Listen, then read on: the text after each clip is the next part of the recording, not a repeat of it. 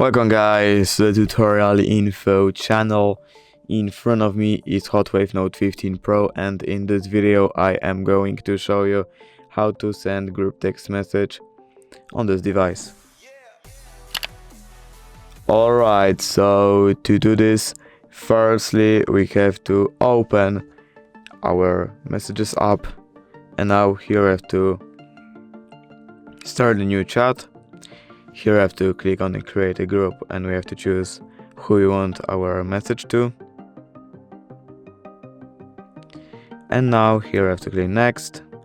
We can name our group now, but it's optional, so you don't have to do this. And now all we have to do is just type here the message and then send it to them. And basically that's it. If you did enjoy this video, leave a like and subscribe. Thank you guys for watching. Bye!